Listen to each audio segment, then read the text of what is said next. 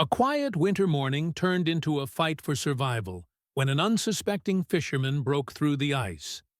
Freezing, desperate, and alone, he never imagined that his only hope would come from the most unexpected savior: a wild swan. Winter had settled heavily over Poland, blanketing the countryside in a thick, silvery frost. In the early hours of a chilly morning, the sun was barely a pale smear on the horizon, casting long shadows across the frozen lake near Szczecin.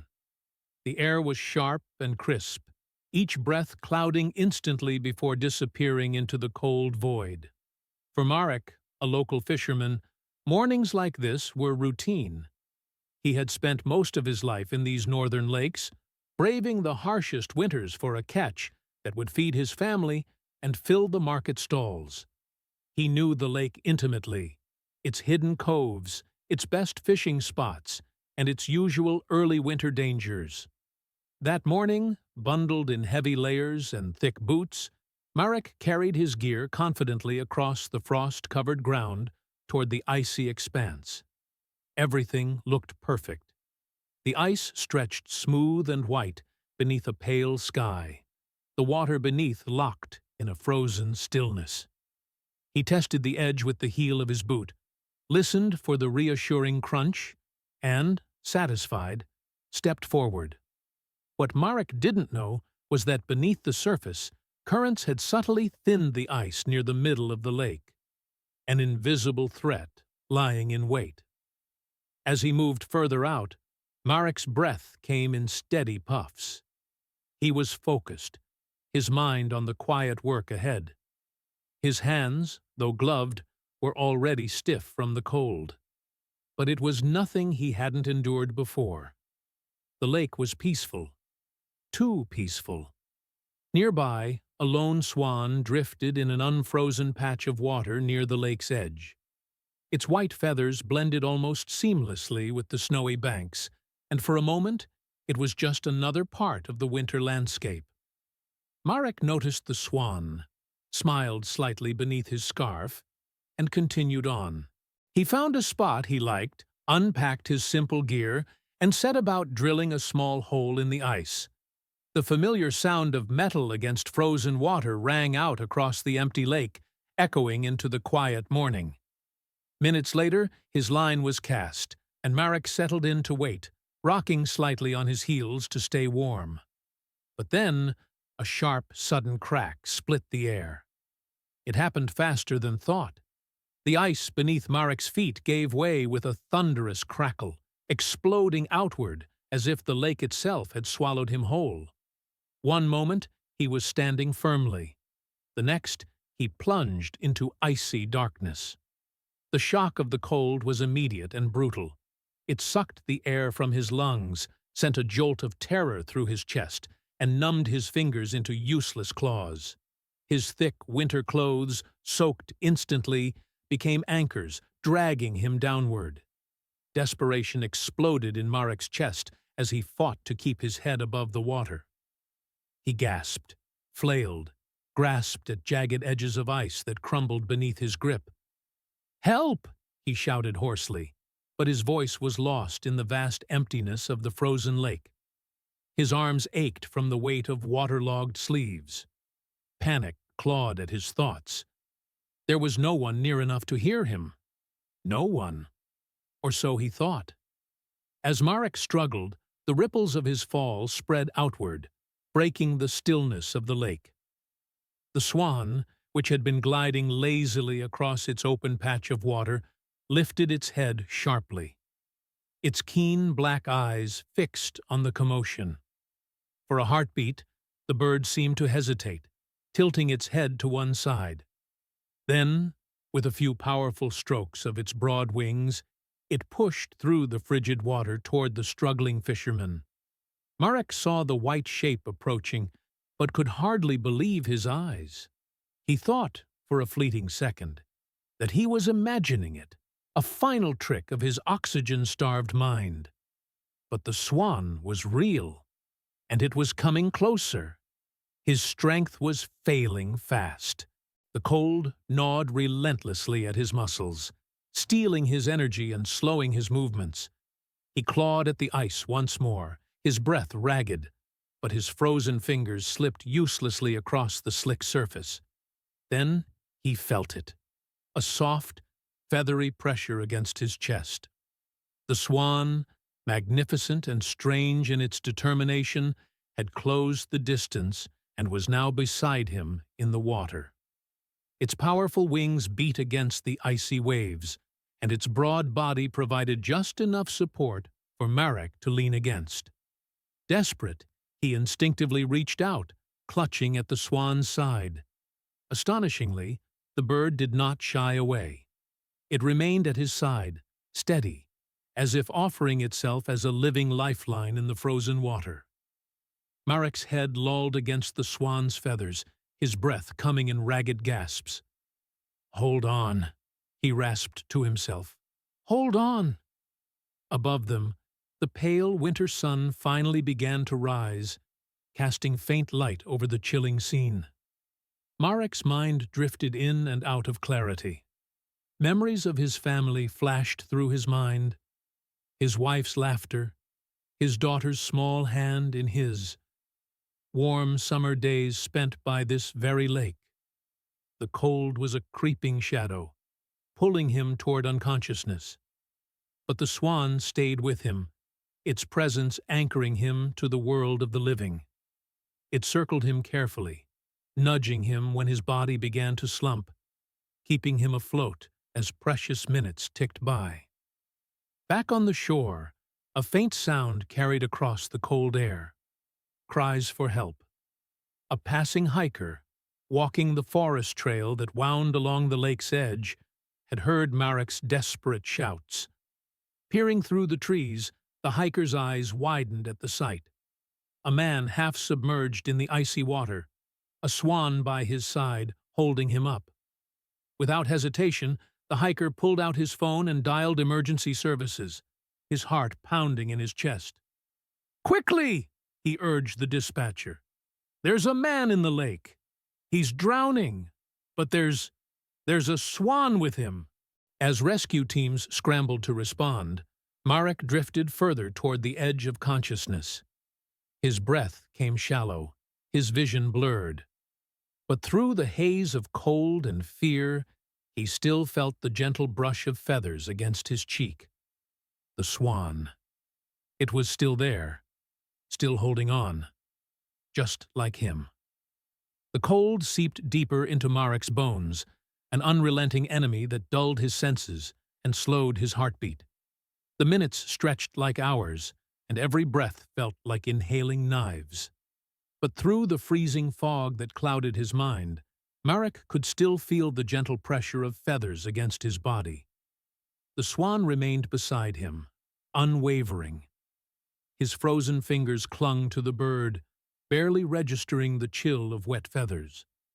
The Swan's body, though cold itself, was alive, warm enough to give him the smallest thread of hope. If not for the Swan, Marek knew, he would have already slipped beneath the icy surface.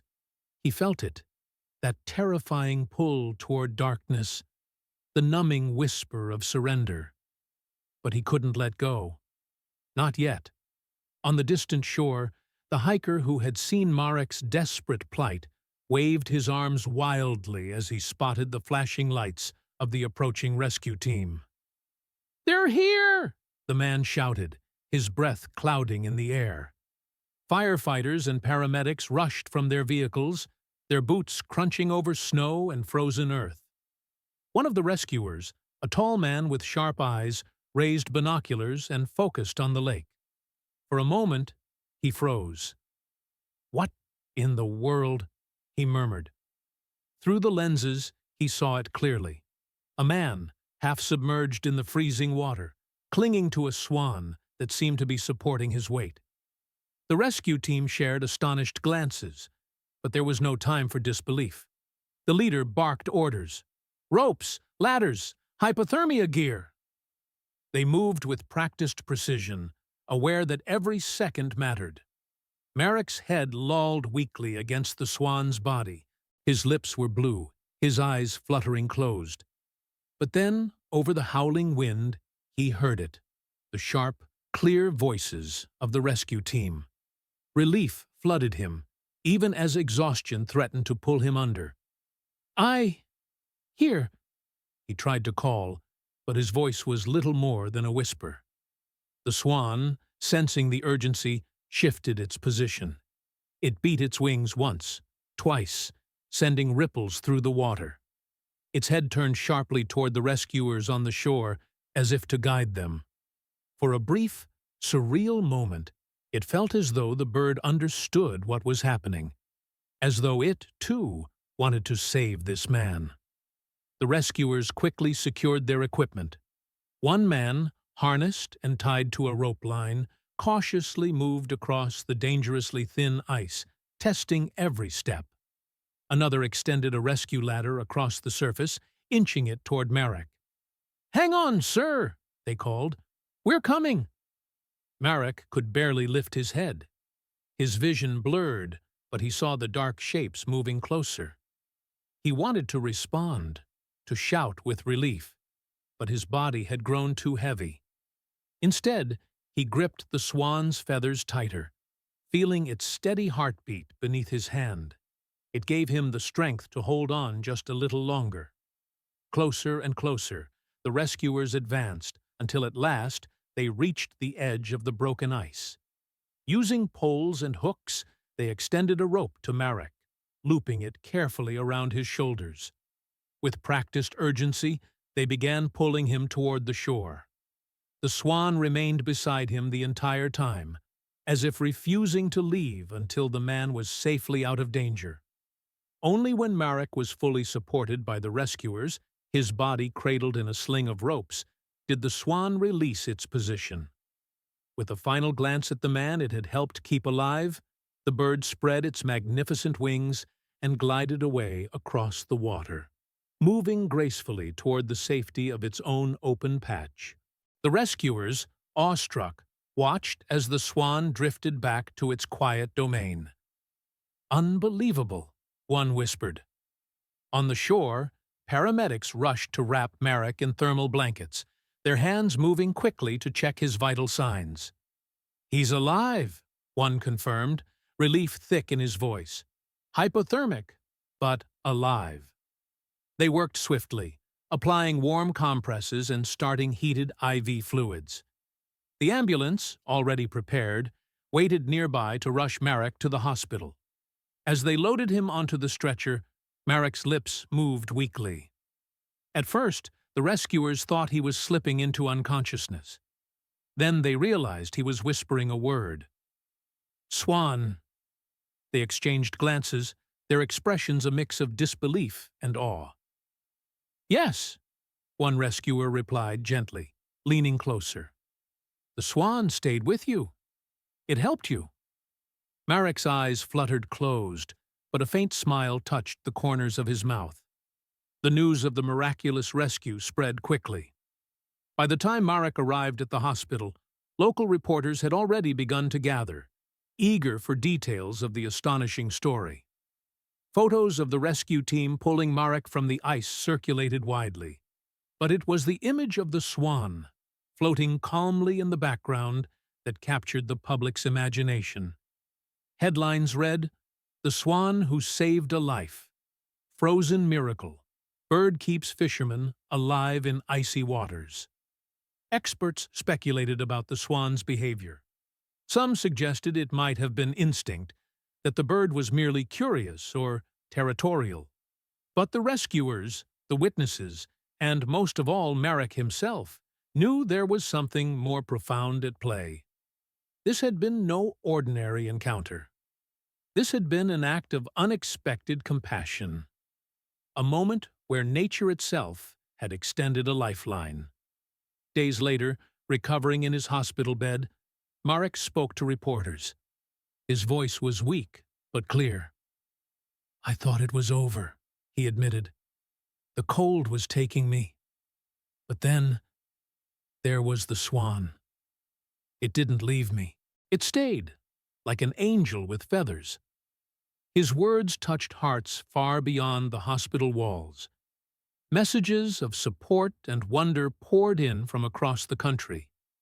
Children drew pictures of Marek and the Swan, their colorful sketches filled with bright blue water and pure white feathers.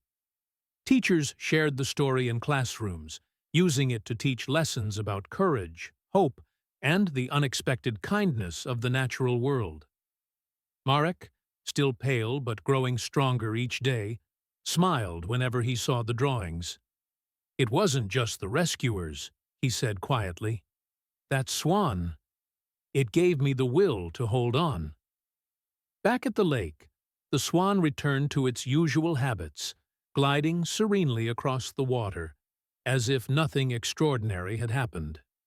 But for those who saw it, the bird would never be just a swan again. It was a symbol of hope, a living reminder that even in the coldest, darkest moments, help can come from the most unexpected places. Locals began leaving small offerings at the lake's edge: breadcrumbs, flowers, even hand-carved wooden swans placed respectfully on the shore. Tourists came to see the lake, hoping for a glimpse of the now famous bird. And whenever the swan appeared, there was a quiet reverence in the air, as though all who watched it shared in the unspoken understanding of the miracle that had unfolded. For Marek, the experience left a mark far deeper than the frostbite on his fingers. Once he recovered, he returned to the lake, not to fish, but simply to sit on the shore and watch the water. When the swan appeared, he felt a quiet connection, an invisible thread tying their fates together. He knew that, in a moment of despair, when hope had nearly slipped beneath the surface, this creature of grace and instinct had chosen to stay by his side. And that choice had made all the difference. Spring arrived early that year, as if the world itself was eager to brush away the chill of winter and start anew. Snow melted from the hills around Szczecin, and the lake that had once been a frozen prison returned to its glassy calm. But even as the ice retreated, one story lingered like a warm ember in the hearts of everyone who heard it. The story of a man who had come face to face with death, and of a swan who had defied instinct and fear to keep him afloat. In the hospital, Marek's recovery was slow but steady. His hands, once stiff with frostbite, gradually regained their color and feeling. His body, weakened by the freezing ordeal, grew stronger each day. But it was his spirit, more than anything, that bore the deepest wounds. Nurses often found him staring out the window, his eyes distant. When asked, he would simply smile and say softly, "I'm looking for my friend." They understood without further explanation. As news of the miracle spread, letters and messages continued to pour in. Strangers from across Poland, and even from distant countries, wrote to Marek, sharing their amazement and gratitude. "You remind us that nature still holds wonders," one letter read. Another simply said, "The swan gave you its wings when you could no longer fly." Children sent hand-drawn pictures of swans with hearts and bright blue skies, hoping to cheer the fisherman on his road to recovery. And each time Marek received a new letter or drawing, he felt a flicker of warmth that went far beyond any blanket or heater. It was as if the entire world had joined him in gratitude for the life he had been given back. Once he regained enough strength, Marek made a quiet decision. He asked to return to the lake. Doctors hesitated at first, but Marek insisted. "I have to see it," he said. "I have to see him again." Bundled in a thick jacket, his hands still bandaged but steady, Marek was helped to the familiar shoreline. The breeze was gentler now, carrying with it the fresh scents of spring. Small flowers poked through the damp earth, and the water, no longer frozen, rippled softly in the morning light. Marek's eyes searched the lake. For a long moment, There was nothing but the quiet lap of waves and the whisper of wind in the reeds. Then, a white shape emerged from behind a bend in the shore. The Swan. Graceful as ever, it glided across the water, its feathers catching the sunlight like polished ivory. Marek felt a lump rise in his throat. "There you are," he murmured. The Swan seemed to notice him. It turned slightly, angling its head toward the fisherman standing on the shore. Their eyes met across the distance, man and bird, survivor and savior. For a breathless moment, time itself seemed to pause. Marek raised his hand in quiet salute. The Swan answered not with words, but with a slow, elegant dip of its head, as if acknowledging the bond they shared. Then, with a few strong strokes of its wings, the Swan glided further into the lake, disappearing into the calm waters that had once been so perilous. But Marek felt no sorrow at its departure. The Swan had given him its gift, and he would carry it forever. The town of Szczecin soon embraced the story as part of its own history. Locals began referring to the lake as Swan's Grace, a quiet tribute to the unlikely hero of that winter morning. Artists painted murals of the Swan and the fisherman, their images captured on walls and in galleries. A small plaque was installed by the water's edge, inscribed with simple words, "In honor of the Swan whose courage saved a man's life." A reminder that even in the coldest moments, hope can rise on wings of kindness. Visitors came from nearby towns and faraway cities to stand by the lake, to hear Marek's story from the locals, and to catch a glimpse of the noble Swan, if they were lucky. Some called it a miracle. Others called it instinct. But everyone agreed. It was a moment of pure, unexplainable grace. As for Marek, life gradually returned to its normal rhythm. He resumed his simple routines, spending time with family, repairing his fishing gear, and walking along the lakeside path whenever he could. But there was something different in him now, a deeper appreciation for the fragile thread that connects life and death, a quiet gratitude for every sunrise, every breeze, every gentle ripple of water. And every time he saw the Swan gliding across the lake, his heart swelled with silent thanks. He never tried to approach the bird, never tried to tame or capture it. Some things, he understood, were meant to remain free. Some friendships needed no words, no chains, no cages. They simply were. Years passed, but the story of the Swan who saved a man never faded. It lived on in the memories of those who witnessed it, in the drawings of school children, in the quiet whispers shared by visitors at the lake. It was retold in classrooms, in newspapers, in documentaries that sought to capture its quiet magic. And through it all, the Swan remained, a living symbol of hope, of courage, of the mysterious and beautiful bond that can exist between man and nature. For Marek, it became a lifelong reminder that miracles do not always come in the form of grand gestures or thunderous rescues. Sometimes they come in the gentle touch of feathers against frozen skin, in the steady presence of a creature that chooses to stay, when every instinct tells it to flee, in the silent, graceful companionship that keeps a heart beating just a little longer.